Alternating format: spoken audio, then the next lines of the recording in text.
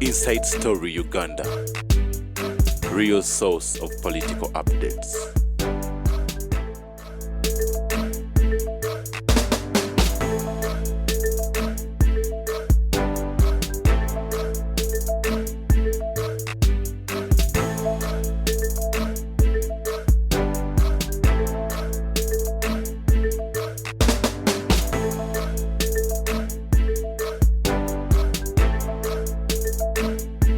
Inside Story Uganda.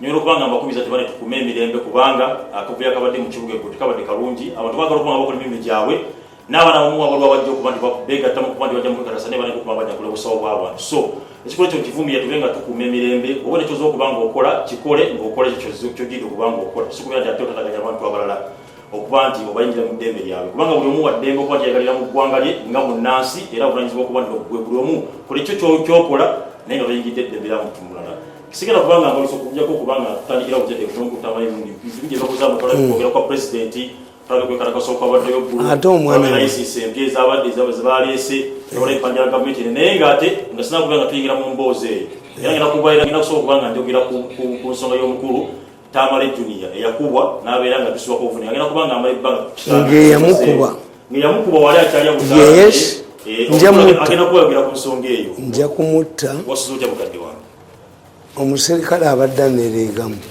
omuserikale wammwe wabona kwesitivu abadde akola mulimu kakati kamulageko eno ejambiya mbeera nayo. If you want to kill my son, it is an attack on my family. Kati njikuwa digiterek. Yes. You want to kill my son? He's in a coma. My son is in a coma. Battered by a military policeman. Under the instruction of the head of military intelligence by a goon Kodiga. No. No. Me, I'm not a violent man. But I express violence. Have I killed anybody? No. I tell you, a jambi a jola. For Abaganda, a jambi tujiwaga omusolo gwa baby nekisula. I'm an angered man. Very angered. Why should a military policeman hit a bat? A win like a eagle. We are hunting him. Protected by military police. Museveni gave him a vehicle. Yesterday I was in Chiboga. Marking all hotels. This man is going to be killed. My son is in a coma. What did my son do to you? Why you people are not appreciative of the contribution of my family? My mother was almost rich.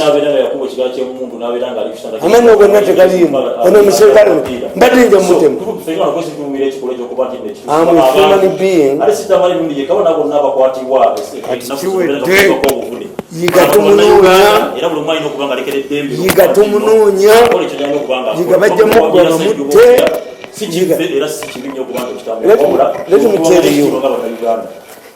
me tell you, these people don't understand human behavior. What does human behavior mean? A person must react. A family is like a nation. Yeah. Countries, why do countries develop nuclear weapons? Countries develop nuclear weapons, why? When the country's survival is threatened, any country must use its nuclear weapons. This is why the Pakistanis developed nuclear weapons, because they fought 3 wars against India and outnumbered.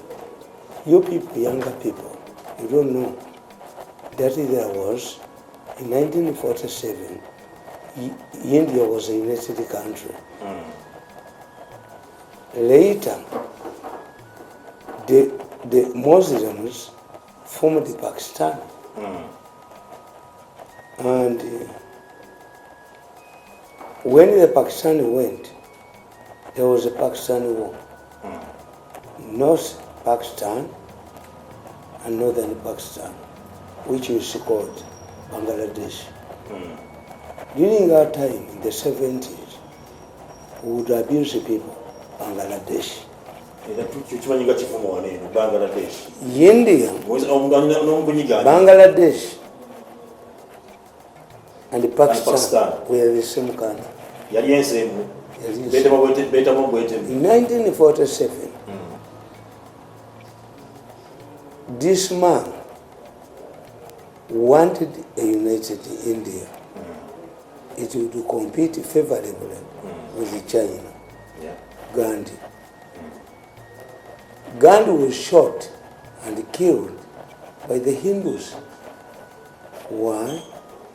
He said the issue is not whether you are a Hindu or a Muslim.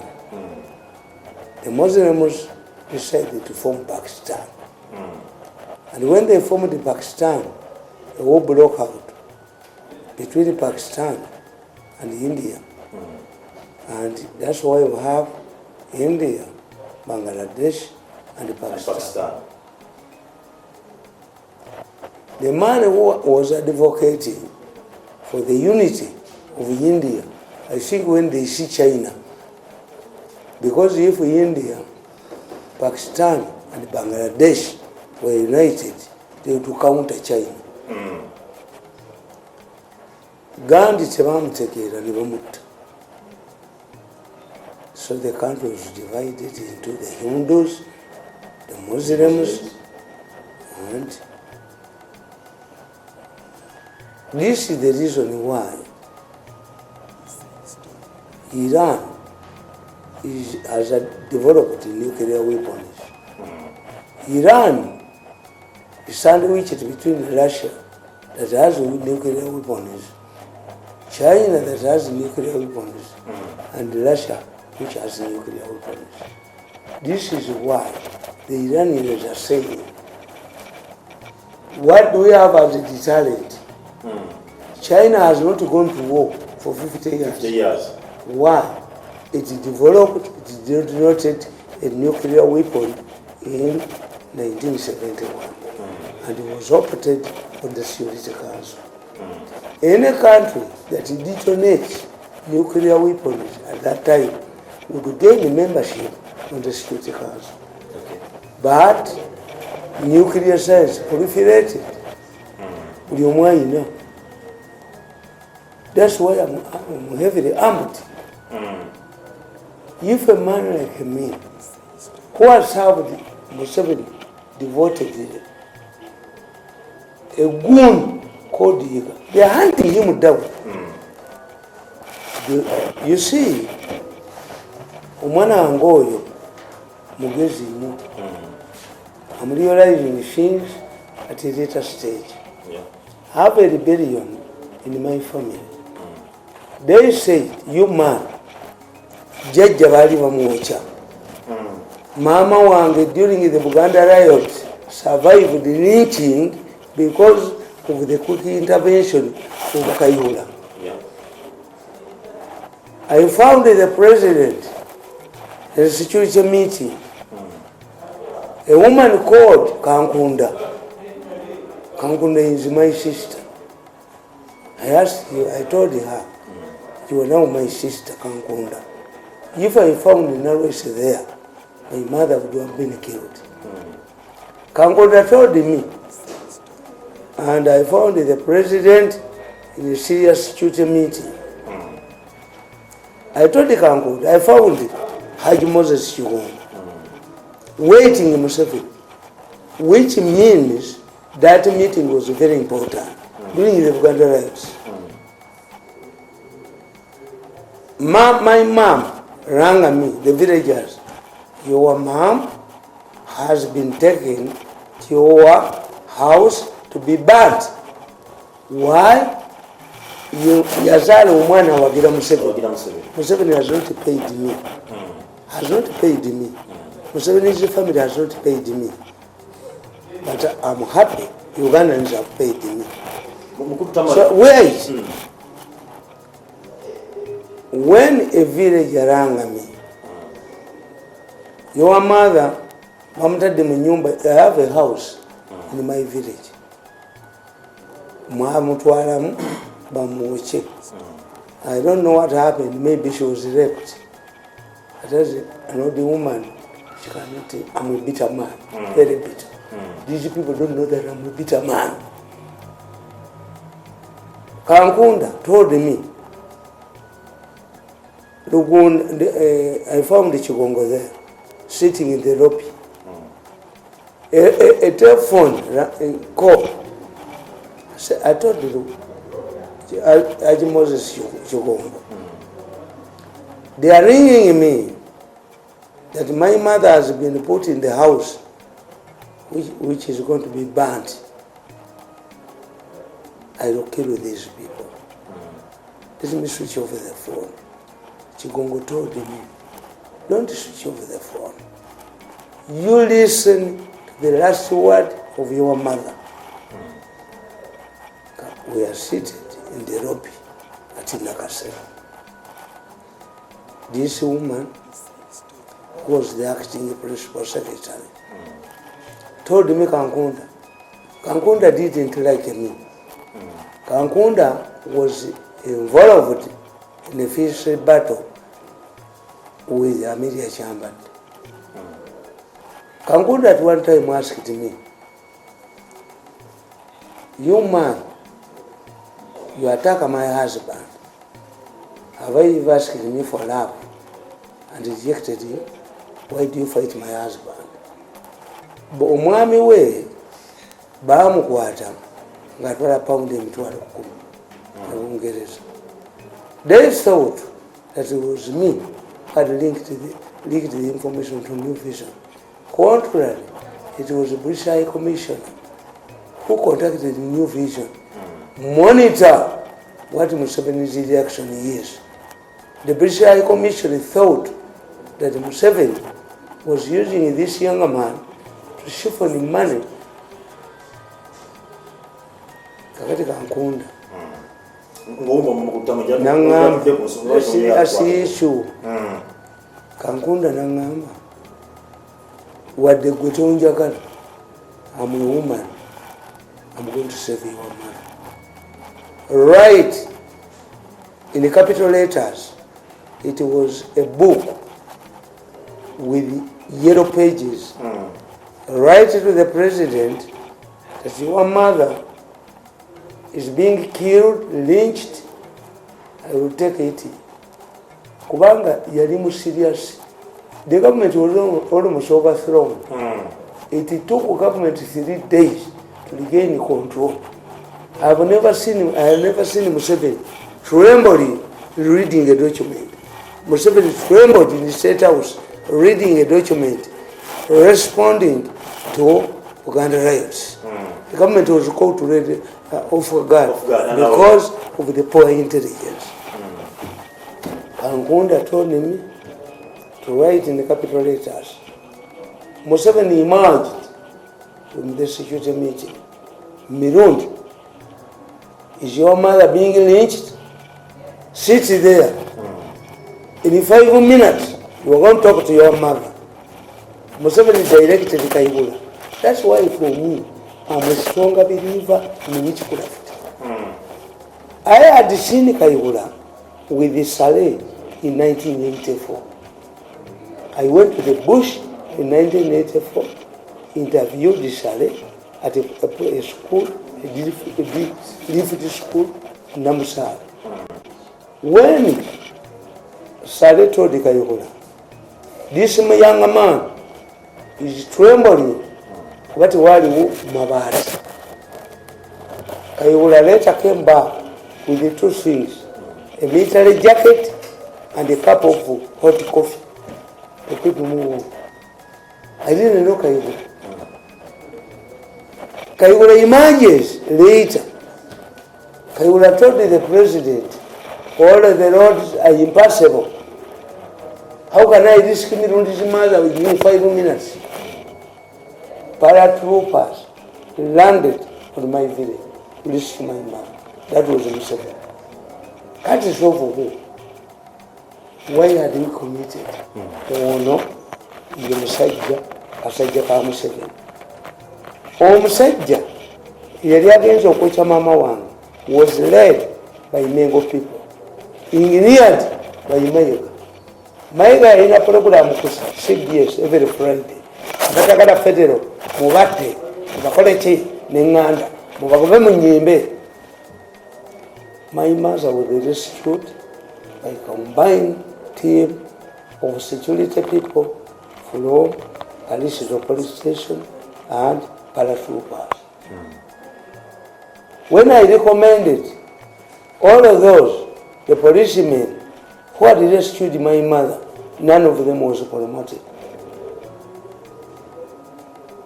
This is the first time. What did the NRM reward me? After Museveni said, told Nalwesu, bring Mirundi's mother. Museveni gave me 10 million to take me to my mother.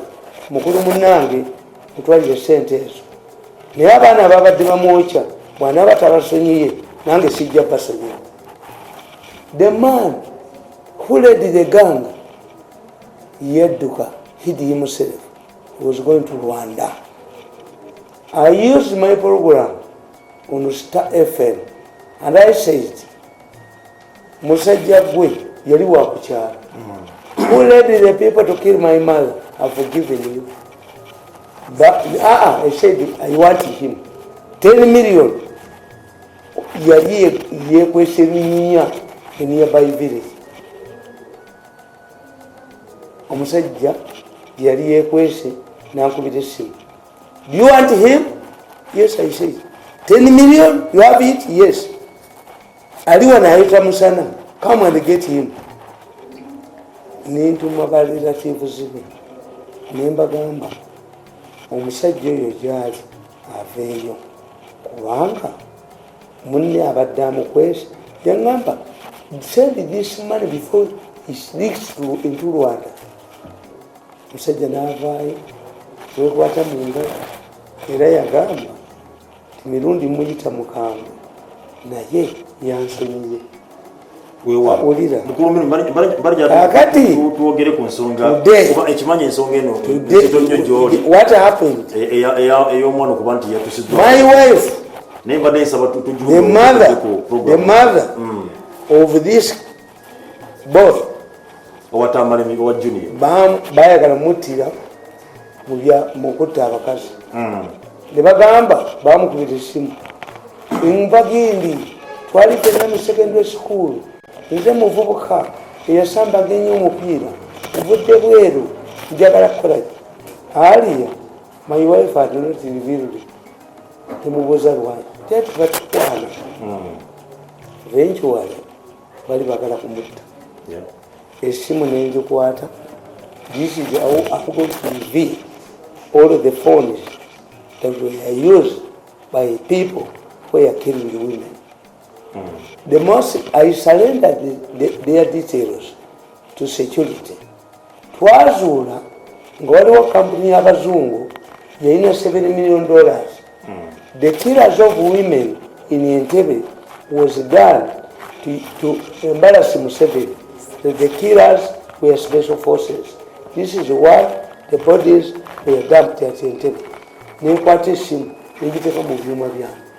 I'm surprised that a man like Kandiho doesn't know that I have a sophisticated equipment. Even Museveni did not accept in the ebyuma until I saved the natural.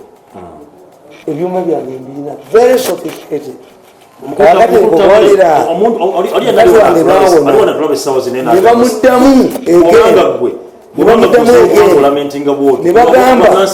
Ne bamuyita bamwijjemu organize nti simanyi akawala bakayita kali kakola bali bataddewo base ewandegeya nga ba establishing a network mu malwaliro gonna to kill people for organ extraction. akubala ne kamukubira essimu yalina waabo mulumbe nemugamba essimu gireeti negiteeka mu kyuma ng'essimu yemu yeyambisibwa dokita erugazi essimu yemu nga yeyambisibwa Albert Cook eyo batyenyoya lana away from them essimu yemu nga yeyambisibwa ekiruddu essimu yemu nga yeyambisibwa emasaka kakati bwenkubira dokita Werugazi Dr. Werugazi responded, no, you see, I've already surrendered this my junior to the police. I told him, why? Why did you surrender this man? What I'm saying, this is a common number. Bali at the network in hospitals.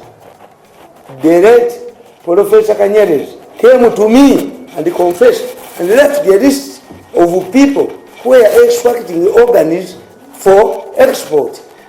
Najimpa yonna. If I was the Westerners have this problem of humiliating the people and okubajoga. Singanze nali mubi ngabo bwagala okutamana bange naki. I have a wealth of evidence against the people who were killing doctors, who were killing Siziba Wanga. This Professor Kanyerezi came to me. He told me, I have a lawyer. My son is a lawyer. Let's jakuja. I have a list of people who are using the hospitals to extract the organs for sale. Omwana wange ne bamutta mwali batiku ne bamugyamu organs. I have two doctors. One is in the United States, another one is here. Never got to bamukomyawo, I had to appear. Never bange babiri in the United States. Kakati omukazi nawe. What is intriguing, which President Museveni must understand? The NRM, Museveni, is in the situation which Obote had in 1985. Look, the issue is not battling my son. Yeah. I have survived. Imagine, why do I believe in it? This Nkofira belongs to my religion. And we celebrate the Defeated Mass. In Nkofira ya bulogo. Yes. Kakati Nkofira. What saved my son? A soldier, a military police soldier, who was given to this man called Diga, a chibi, a kitemu, a chikwata abakazi. That's why Museveni failed in Uganda. Because Tamamulaba, Nakute, full figure, Akute Kusasira, Akute Chiwan, Tuamuta. Did I participate in the elections? I knew that Museveni Yaria Kugwa. And Museveni will never gain any political inch in Uganda. As far as this hooligan, a goon called Diga, I name moto Museveni Jamu. I never secretary by military police, Abamukuma. Ye alita manyine kandiho, nti ebyuma byange. Ebyuma byange. I monitor all my conservatives. Namutegeera. This goon, the motoka teyitambuliramu, yagenda mu motoka buno obutono ngamulaba. Namulaba oluvannyuma. Stationed there, nalagira omuserikale omwamukuuma, nakuba omwana wange bat, namwasolwa. Military police. Kakati kankubuulire. Why is Museveni in danger? President Museveni, you are in danger. You are like a Obote in 1985. Why? Look at it. The issue is not attacking my son. How can a soldier fail to shoot him and hit him? Yes. Did they know? Did Kandiho know? Did this idiot know that I was monitoring them? My children are monitored. My wife is monitored. Does anybody know? No, there is nothing with this technology. Yes, I have it. One of them said, "We need to consider relatives. Yagula jacket to repair my monitors." Yes. Netta, you generous what you do.